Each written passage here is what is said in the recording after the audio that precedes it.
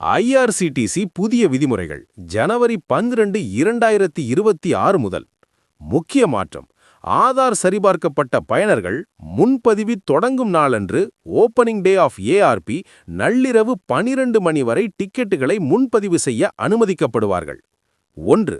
நேர நீட்டிப்பு: இதுவரை இருந்த நேரக் கட்டுப்பாடுகள் படிப்படியாக மாற்றப்பட்டு நாளை முதல் முழுமையான நேர வசதி வழங்கப்படுகிறது.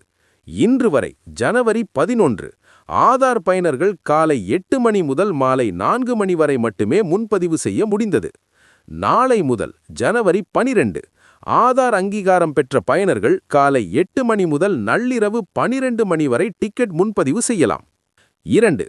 ஆதார் இணைப்பு ஏன் அவசியம்? ரயில்வே அமைச்சகம் இந்த அதிரடி மாற்றத்தை கொண்டு வந்ததற்கான முக்கிய காரணங்கள்: தரகர்கள் தடுப்பு: தானியங்கி மென்பொருட்கள் மற்றும் போலி கணக்குகள் மூலம் தரகர்கள் மொத்தமாக டிக்கெட் எடுப்பதை தவிர்க்க இந்த முறை உதவும். உண்மையான பயணிகள்: சாதாரண பொதுமக்கள் எளிதாக உறுதி செய்யப்பட்ட டிக்கெட்டுகளை பெறுவதை உறுதி செய்யவே இந்த ஆதார் கட்டாயமாக்கப்பட்டுள்ளது. கணக்குகள் முடக்கம்: இந்த நடவடிக்கையின் ஒரு பகுதியாக இதுவரை சுமார் 5.73 கோடி சந்தேகத்திற்குரிய மற்றும் செயல்படாத ஐஆர்சிடிசி கணக்குகளை ரயில்வே முடக்கியுள்ளது. 3.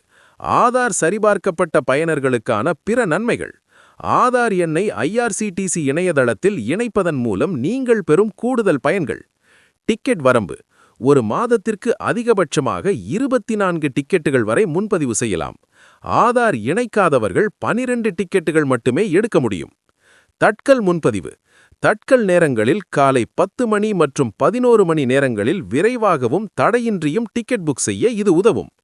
குறிப்பு: ரயில் நிலையங்களில் உள்ள முன்பதிவு கவுண்டர்களில் பிஆர்எஸ் கவுண்டர்களில் டிக்கெட் எடுக்கும் முறையில் எந்த மாற்றமும் இல்லை. அங்கு பழைய நடைமுறையே தொடரும்.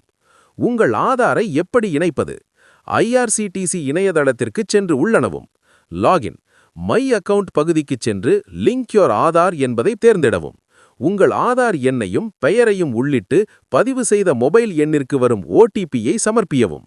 வெற்றிகரமாக இணைக்கப்பட்ட பின் உங்கள் கணக்கில் ஆதார் வெரிஃபைடு என்ற பச்சை நிற குறியீடு தோன்றும்.